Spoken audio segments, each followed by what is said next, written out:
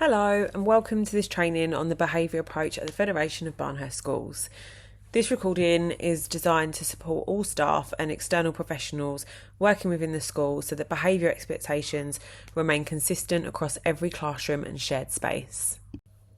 In this session, we will look at the principles that underpin our behaviour culture, how behaviour is responded to when it occurs, and how we recognise positive behaviour. The most important message is that behaviour culture starts with adults. When expectations are clear and consistent, children feel safe and behaviour improves. A key principle of our approach is when the adult changes, everything changes. Behaviour systems are not simply about rules or consequences, they are about relationships, predictability and calm adult responses. When children know what to expect from adults, they feel safer and behaviour improves. Our behaviour culture is built around 5 pillars of pivotal practice. These guide how adults respond to behaviour. The first pillar is consistent, calm adult behaviour. The second pillar is first attention to best conduct. The third pillar is relentless routines. The fourth pillar is scripting difficult conversations. The final pillar is restorative follow-up. Together, these pillars create a culture that is structured, predictable and relational. Our expectations for behaviour are simple and clear. At Barnhurst, we expect children to be ready, be respectful and be safe.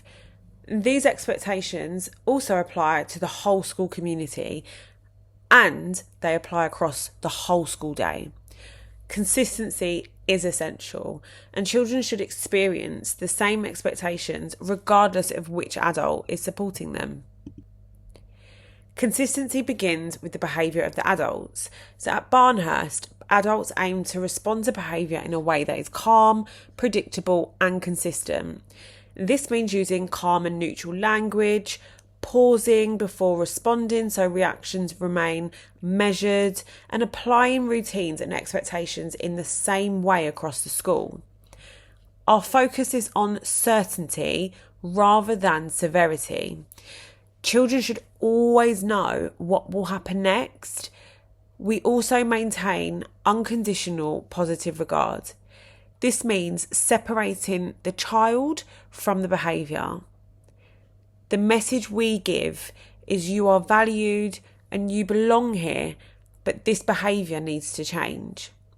Corrections should be calm, brief, and wherever possible, delivered privately.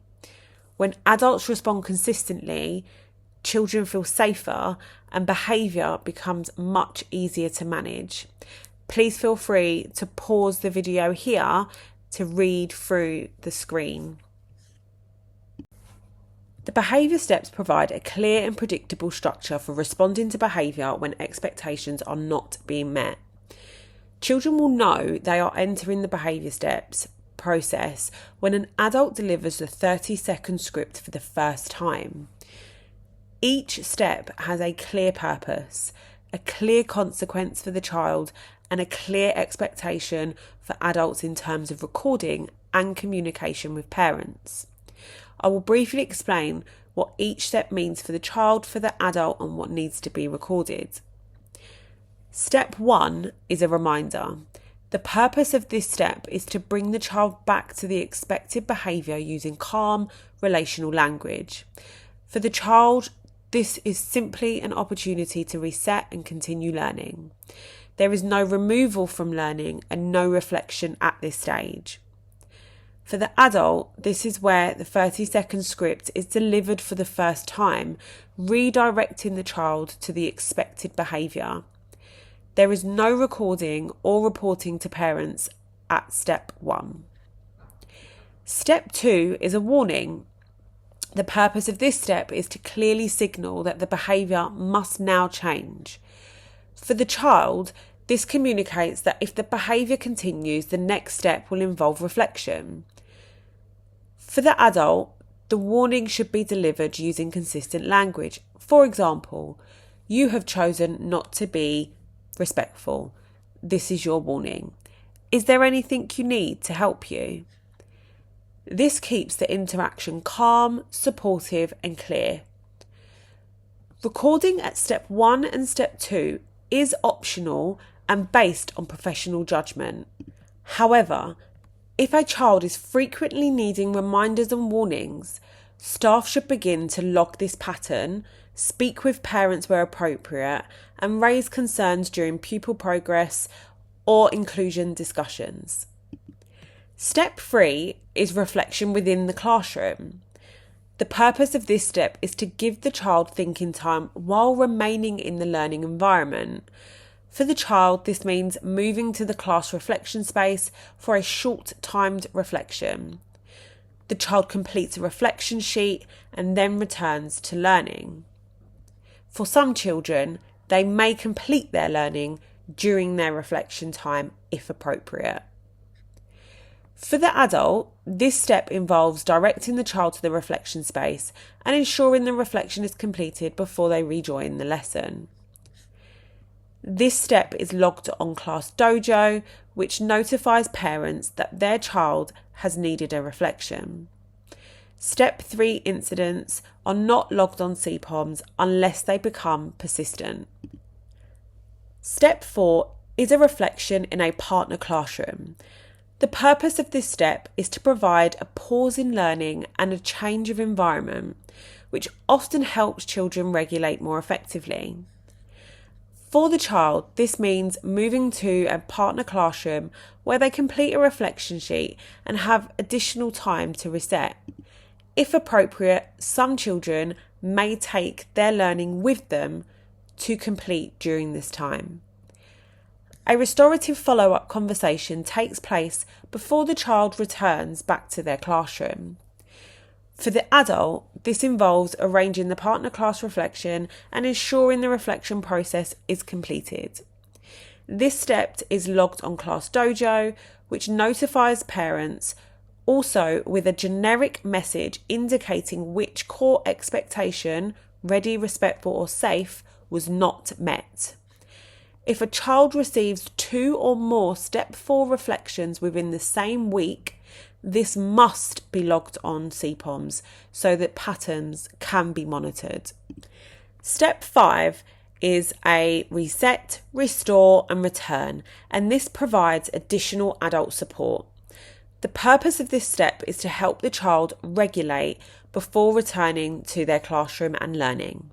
For the child, this means spending time with either a trusted adult or a member of the extended leadership team outside of the classroom, usually for up to 15 minutes. This time may include a walk, a conversation, time in a calm place, or access to sensory regulation strategies. For the adult, the focus at this stage is regulation first and reflection second, before supporting the child to return to class. Step 5 must be logged on CPOMs, and parents are informed with a generic letter that is sent through ARBA. These letters are authorised by class teachers and the leadership team. They are also sent through the office team. If step 5 incidents become persistent within a week, this will result in a parent meeting to discuss further support. Step 6 is refocus. This involves leadership support. This step is used when the earlier steps have not been sufficient to help the child re-engage with learning. For the child, this means spending time working with a member of the leadership team to regulate and refocus before returning back to their classroom. Depending on the time of day and how long the child needs to regulate, they may return during the next lesson, after break, after lunch, or at the end of the day. For the adult, leadership will support the reflection process and help plan for a successful return to learning. Step 6 must be logged on CPOMs, and a personalised letter will be sent to parents via ARBA by a member of the leadership team. Persistent Step 6 incidents will lead to the development of a behaviour support plan. Step 7 is an internal suspension. This is used for serious or persistent behaviours. The purpose of this step is to ensure safety while maintaining inclusion within school. For the child, this involves spending a half a day or a full day working with a member of the senior leadership team away from their class, focusing on regulation, reflection, and next steps. For the adult, leadership will oversee the situation and determine the appropriate follow-up actions. This step must be logged on CPOMs. Parents are notified either face-to-face or by a phone call by a member of the leadership team and followed up with a personalised letter via ARBA. The behaviour steps are designed to be clear, predictable and supportive. They ensure that children understand expectations, adults respond consistently, and patterns of behaviour are monitored appropriately. Consistency across all staff is what allows the system to work effectively. The steps are not about catching children out, they are about giving children multiple opportunities to get back on track. A key principle of our behaviour approach is regulation before reflection. Children cannot meaningfully reflect on behaviour while they are emotionally dysregulated. If a child is overwhelmed, angry or upset, their brain is focused on managing those emotions rather than thinking about their actions.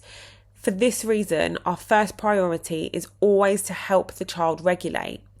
Spaces such as calm corners or classroom reflection areas give children the opportunity to pause, reset and regain emotional control before the reflection takes place. Adults support this process by using calm and relational language, providing clear guidance, allowing the child time to reset and helping them begin to think about what has happened and how the situation can be repaired. This approach ensures that behaviour responses remain supportive rather than purely punitive. Only once a child is regulated can they reflect and learn from the situation. Each classroom has a designated reflection space. This space will include reflective questions, a timer, appropriate depending on the key stage, and a copy of our behaviour blueprint. These resources support children in understanding their behaviour expectations and thinking about their choices. Reflection sheets are completed from step 3 onwards, once the child is regulated enough to do so. In early years, this reflection will always be completed with an adult. In Key Stage 1, an adult may still need to provide support, and by Key Stage 2, children should usually be able to complete the reflection more independently. To ensure accessibility for all children, the reflection sheet allows children to voice note, type, write, or select symbols to express their thinking. Reflection sheets should be accessed through the child's Showbie account, although paper copies are also available if the digital version is not appropriate in that moment. If a child has lost learning time and work has not been completed, it is important that this time is made up with the class teacher, either during their break or their lunchtime. Children should be made aware of this so they understand that missing learning time means they will need to complete the work later. This supports children in making the connection between their choices and their learning. Finally, it is important to remember that consistency at the beginning is key. The effort that adults put into following the system consistently will pay off over time as children learn the expectations, understand the routines, and develop the confidence to regulate their behaviour more independently. Our approach is to lead with the PACE model: playfulness, acceptance, curiosity, and empathy. We are teaching responsibility, not shame. Behaviour ends in repair, not rejection. We use a restorative script to support children. So we try to get them to regulate by asking them how they're feeling and if they're ready to talk. We then relate, which is by making sure that they know that we're glad that they are here and that we just want to understand what happened. And then we use the restorative 5, which is part of the reason stage. What happened? What were you feeling at the time? Who has been affected and how? What do we need to do to put things right? and what will help you next time. Restorative conversations are chosen for incidents that need restoration. They are not for every situation. Students get what they need, not just what they deserve. Behaviour expectations remain consistent across the whole school day, including during break times and lunch times. At lunchtime, there are clear roles for lunchtime staff, leadership and class teachers to ensure the system runs smoothly. Firstly, lunchtime staff play a key role in supporting positive behaviour across the playground. All lunchtime staff will wear high visibility jackets so they are easily identifiable to children and other staff. Their role is to actively supervise and engage with children, modelling positive play and high quality interactions. This includes encouraging cooperative play, redirecting behaviour when needed, and supporting children to resolve minor disagreements before they escalate. When behaviour needs correcting, lunchtime staff will use the same scripts and relational language used in the classroom, ensuring children experience consistency across the school day. If a child moves to step 3 at lunchtime, the lunchtime supervisors will direct the child to the calm corner for reflection. At this point, the lunchtime supervisors must radio over to alert the team that the child has been sent for a step 3 reflection. The reflection will then be recorded on Class Dojo using the playground iPad so that the class teacher and parents are notified. If behaviour escalates further and the child moves to step 4, the lunchtime supervisors will again radio to alert staff and the child will be directed to the hub for further reflection and regulation. This is recorded on Class Dojo with a note stating which of our core expectations, ready, respectful or safe, have not been met. There will always be a member of the extended leadership team on duty during lunchtime and they will be contactable via radio at all times. The leadership team member on duty will support lunchtime staff with step 4 incidents and any behaviour that requires further investigation or unpicking. They will also support staff in making decisions where behaviour escalates beyond step 4. In addition to responding to incidents, the leadership team member will also monitor the playground, providing feedback, praise and support to lunchtime staff where needed. Finally, class teachers also play a role in monitoring behaviour patterns. Teachers should check Class Dojo notifications to identify any frequent lunchtime reflections. If a child receives multiple Step 4 reflections within a week, these incidents must be logged on CPOMs so that patterns can be monitored and additional support can be considered where necessary. In the morning, break time is only 15 minutes long, so therefore children may need to complete or finish their reflection back inside a classroom. So for step 3, this would be in their classroom, and step 4 would be in a partner classroom, again reflecting the main classroom steps. By working together in this way, lunchtime staff, leadership and teachers ensure that behaviour expectations remain consistent, supportive and clearly understood throughout the school day. And again, the key message we hold as adults in this is not punishment time, it is time for further support, further thinking and further repair so that children can return successfully to learning and play. Behaviour thresholds describe patterns, not automatic behaviour consequences. A behaviour does not trigger a step in isolation. We must consider the context, intent, regulation and SEND needs. The question is not what did they do, rather what is driving this behaviour. So for example, throwing objects. A child throwing an object does not automatically result in a step 3. If the behaviour is exploratory, impulsive or a one-off, adults should begin at step 1 or 2. Step 3 may be used if the behaviour was deliberate to cause harm and disruption. Fast tracking to step 3 or 4 by a teacher must be logged on CPOMs with clear reasons why this decision was made. Fast tracking to step 5 or beyond is authorised by a member of the leadership team only. While we aim not to skip steps, there are rare occasions where behaviour must be fast tracked to ensure safety. This may include deliberate physical harm, serious aggression, racist or homophobic language, or extreme behaviour where safety is compromised. In these situations, a child may move directly to step 5 or beyond. All fast-tracking decisions are reviewed by leadership to ensure fairness and proportionality. If a decision is reassigned to an earlier step, leadership will provide the adult with a clear reason why and an offer of coaching on the steps if necessary. Our behaviour approach has been designed with inclusion and adaptation at its heart. Children with SEND still follow the behaviour steps, however the way these steps are applied may be adapted to meet their needs. Adaptation does not mean exemption. All children are expected to follow the behaviour expectations of the school, but some children may require additional support to help them do this successfully. You will see on the screen that reflection timings are differentiated by key stage. This ensures expectations remain developmentally appropriate for children at different ages.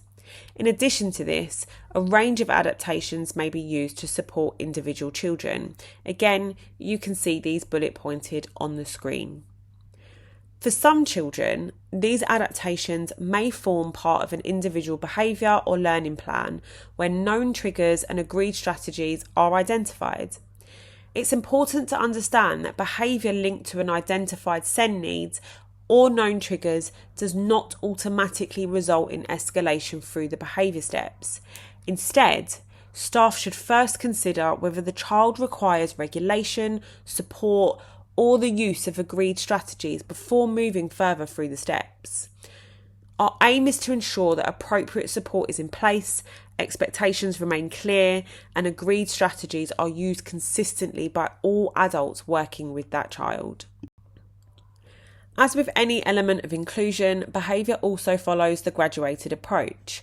This means that support is layered, beginning with universal strategies for all children, then moving to targeted support, and finally to individualised or specialist support where needed.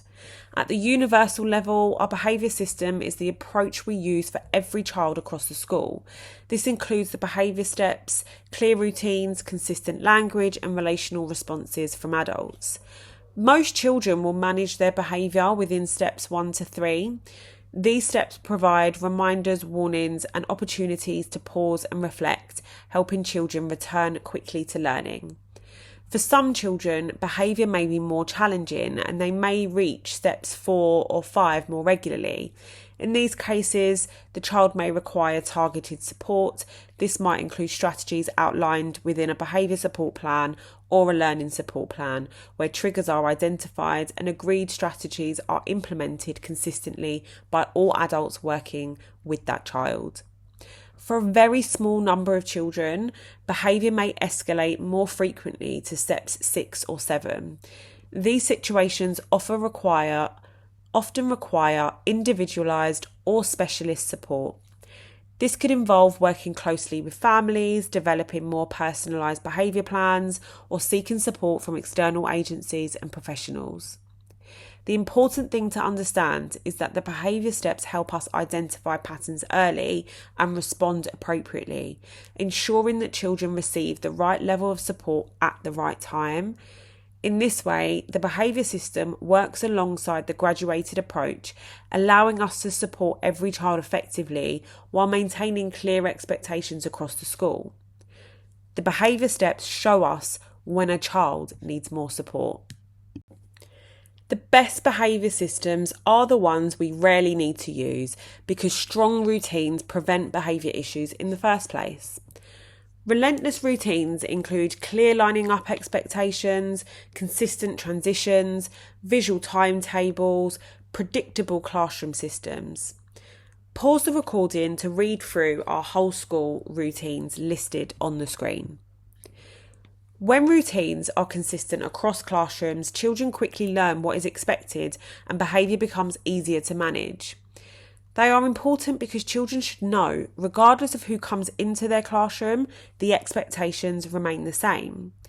And when they transition to the next class or key stage, the cognitive overload is significantly reduced.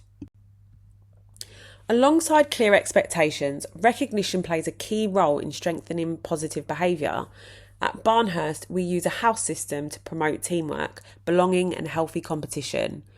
Any adult can award house points through Class Dojo at any time. These house points contribute to weekly totals, and the winning house is announced in celebration assembly. Staff may also give positive postcards recognising effort and positive choices. Every classroom also has a recognition board. This focuses adults on noticing children who are meeting the behaviour goal, ensuring every child has the opportunity to be recognised. We also celebrate behaviour through Hot Chocolate Friday with the head teacher, Golden Table at lunchtime at the end of each half term, and celebration assemblies every Friday where children are recognised for demonstrating our core values. Recognition shifts our focus from correcting behaviour to noticing success. Culture improves when we focus on the majority of children who are doing the right thing. Recognition should celebrate effort, not just achievement. Thank you for taking the time to listen to this training. Consistency across adults is what allows this approach to work effectively. By applying these principles together, we create a safe, predictable and supportive learning environment for all children at Barnhurst. And like Maya Angelou said, people will forget what you said, people will forget what you did, but people will never forget how you made them feel. Thank you.